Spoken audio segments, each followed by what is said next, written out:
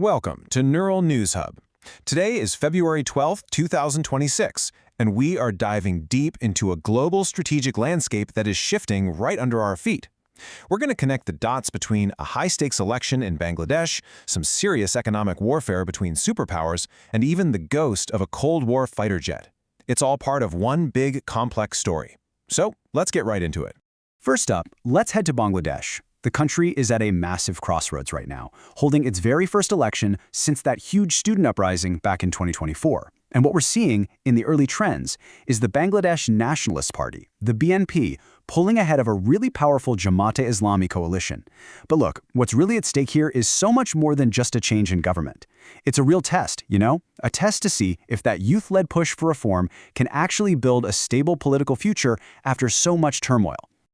So while Bangladesh is sorting out its future at the ballot box, two absolute giants on the world stage, the US and India, are locked in a totally different kind of fight. This one is being fought with tariffs, not votes. Now, their economic relationship, it's booming, no question. But that very closeness, well, it's created a ton of new friction points. And this isn't some quiet disagreement happening behind closed doors. Oh no. This is a loud, very public quarrel over trade policy, and it has huge implications for the entire global economy. Now let's shift from economic friction to military strategy, and specifically, the India-Pakistan dynamic. For decades, you've probably heard about Pakistan's thousand cuts doctrine, this idea of a constant low-level conflict designed to bleed India. Well, as this quote makes crystal clear, that core idea isn't going anywhere. It's just being re-engineered. The new focus is on operations that are diffused, deep, and deniable. We're talking about disinformation, cognitive warfare, things that achieve strategic goals without ever having to fire a shot in a conventional war. And, to really get Pakistan's mindset, you have to understand its history, especially this deep-seated frustration within its Air Force. This timeline just lays it all out. The Pakistan Air Force, or PAF, was at its absolute peak in 1965, only to have US aid completely cut off. They got a little bit of a boost in the 80s, but then came the 90s, and a crippling embargo where the US literally withheld planes Pakistan had already paid for. I mean, can you imagine? This long, frustrating history has absolutely shaped the PAF's capabilities and its entire strategic outlook today. Meanwhile, right across the border, India is playing a completely different game. They are all in on a massive push for military self-reliance. We're seeing huge orders going to their own state-owned firms, which are just churning out everything from advanced tactical vehicles to incredibly sophisticated satellite interception systems. The big takeaway here? India is systematically breaking its dependence on foreign military gear, and that move alone is going to reshape the strategic balance of the entire region. And speaking of military hardware, an absolute icon is taking its final bow. The Indian Air Force has officially decommissioned the legendary MiG-21. For 62 years, think about that, 62 years, this aircraft was the backbone of India's air defense. And its combat record is just incredible. From bombing Dhaka way back in the 1971 war to, and this is just astonishing, downing a much more advanced F-16 in 2019. It is truly the end of an era for the IAF.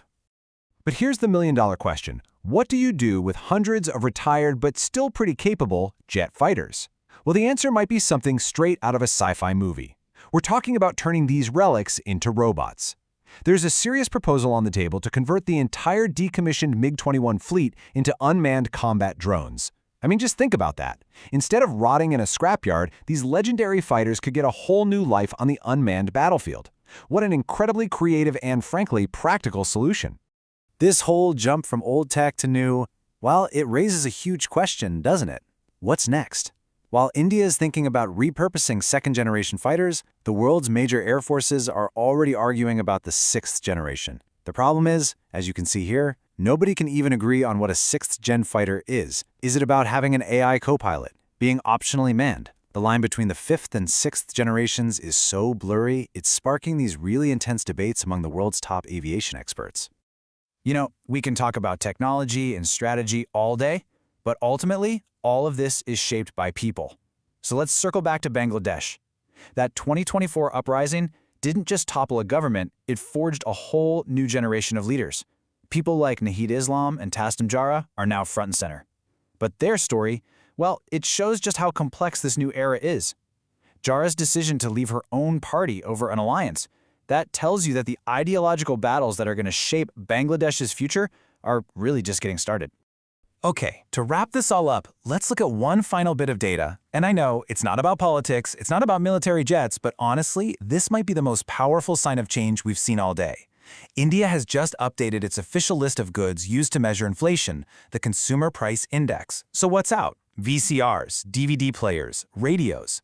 What's in? Online streaming, pen drives, even babysitters. This isn't just some boring economic update. It's a perfect snapshot of how profoundly and how quickly society itself is being reshaped from the ground up.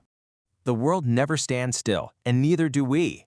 Please hit the like and subscribe button for more such updates and informative videos. Thanks for watching.